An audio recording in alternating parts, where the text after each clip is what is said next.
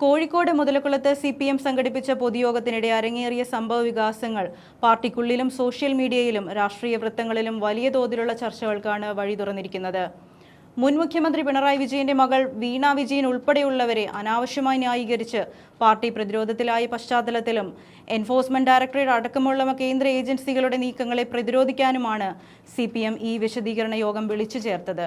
എന്നാൽ യോഗവേദിയിൽ തുടക്കം മുതൽ ഒടുക്കം വരെ നടന്ന അപ്രതീക്ഷിത സംഭവങ്ങൾ പാർട്ടി നേതൃത്വത്തെ വലിയ അമ്പരപ്പിലാക്കി. മുൻ മന്ത്രി കൂടിയായ PA മുഹമ്മദ് റിയാസ് MLA പരിപാടിക്കായി കൃത്യസമയത്ത് തന്നെ വേദിയിലെത്തിയിരുന്നു. എന്നാൽ CPM സംസ്ഥാന സെക്രട്ടറി MV ഗോവിന്ദൻ തന്റെ പ്രസംഗം ആരംഭിച്ച് പതിവ് ശൈലിയിലുള്ള ദീർഘമേറിയ താത്വിക വിശകലനങ്ങളിലേക്ക് കടന്നതോടെ പ്രസംഗം പകുതിയാകുന്നതിന് മുമ്പ് തന്നെ റിയാസ് എഴുന്നേറ്റ് വേദി വിട്ട് പുറത്തു പോവുകയായിരുന്നു. സാധാരണയായി സംസ്ഥാന സെക്രട്ടറി സംസാരിക്കുമ്പോൾ പ്രമുഖ നേതാക്കൾ ആരും വേദിയിൽ നിന്ന് ഇറങ്ങിപ്പോകാറില്ലെന്നിരിക്കും. റിയാസിന്റെ ഈ പെട്ടെന്നുള്ള നടപടി വേദിയിലുണ്ടായിരുന്ന മറ്റ് പ്രാദേശിക നേതാക്കളെ വലിയ രീതിയിലുള്ള ധർമ്മസങ്കടത്തിലാക്കുകയും സദസ്സിലുണ്ടായിരുന്ന അണികൾക്കിടയിൽ വലിയ മുറുമുറുപ്പിന് കാരണമാവുകയും ചെയ്തു. മുഹമ്മദ് റിയാസിന്റെ സ്വന്തം തട്ടകവും അതിശക്തമായ സ്വാധീന മേഖലയുമായ കോഴിക്കോട് തന്നെയാണ് CPMന് തികച്ചും നാണംകെട്ട ഇത്തരമൊരു അവസ്ഥയുണ്ടായത് എന്നത് സംഭവത്തിന്റെ ഗൗരവം വർദ്ധിപ്പിക്കുന്നു. വീണ വിജയനെ അടക്കം ന്യായീകരിക്കാനും പാർട്ടിയുടെ തകർച്ചയിൽ വിശദീകരണം നൽകാനും വിളിച്ചു ചേർത്ത യോഗത്തിൽ ആളില്ലാതെ കസേരകൾ കാലിയായി കിടന്നത് സംഘാടകരെയും നേതാക്കളെയും ഒരുപോലെ നിരാശരാക്കി. മുൻകാലങ്ങളിൽ വൻ ജനക്കൂട്ടം അണിനിരന്നിരുന്ന സ്ഥാനത്താണ് കോഴിക്കോട് നഗരമധ്യത്തിൽ ആളൊഴിഞ്ഞ കസേരകൾ നോക്കി നേതാക്കൾക്ക് പ്രസംഗിക്കേണ്ടി വന്നത്. കേരളത്തിൽ ഇടതുപക്ഷം നഷ്ടമായ ശേഷവും അനാവശ്യ ന്യായീകരണങ്ങളുമായി മുന്നോട്ടു പോകുന്ന പാർട്ടി നിലപാടുകളിൽ അണികൾക്കിടയിൽ കടുത്ത അമർഷമുണ്ട്.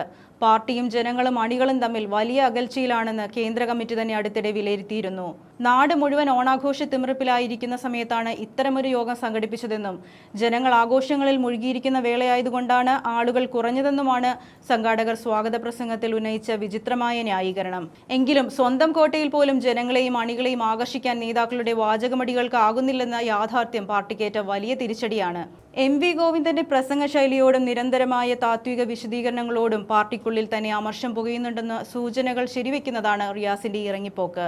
മുൻപ് വാർത്താ സമ്മേളനങ്ങളിലും പ്രസംഗങ്ങളിലും കേട്ടിരുന്ന ഇത്തരം താത്വിക അവലോകനങ്ങൾ മൂലം മടുത്ത അണികളും ജനങ്ങളും പാർട്ടിയുമായി അകലുകയാണെന്ന കേന്ദ്ര കമ്മിറ്റിയുടെ മുന്നറിയിപ്പ് ശരിവെക്കുന്ന രംഗങ്ങളാണ് കോഴിക്കോട് കണ്ടത്. ഭരണനഷ്ടത്തിനും നേതാക്കളുടെ അഴിമതി ആരോപണങ്ങൾക്കുമിടെ സംസ്ഥാന സെക്രട്ടറിയെ വേദിയിലിരുത്തി മുൻമന്ത്രി തന്നെ മുങ്ങിയ സംഭവം വൻ രാഷ്ട്രീയ ചർച്ചകൾക്ക് വഴിമരുന്നിട്ടിരിക്കുകയാണ്. റിയാസിന്റെ ഈ പെട്ടെന്നുള്ള ഇറങ്ങിപ്പോക്കിന് കാരണം പാർട്ടിക്കുള്ളിലെ രൂക്ഷമായ ആഭ്യന്തര ഭിന്നതയാണോ അതോ സംസ്ഥാന സെക്രട്ടറിയുടെ ദീർഘമേറിയ പ്രസംഗത്തോടുള്ള കടുത്ത മടുപ്പാണോ എന്ന ചോദ്യമാണ് ഇപ്പോൾ രാഷ്ട്രീയ കേന്ദ്രങ്ങളിൽ ശക്തമാകുന്നത്.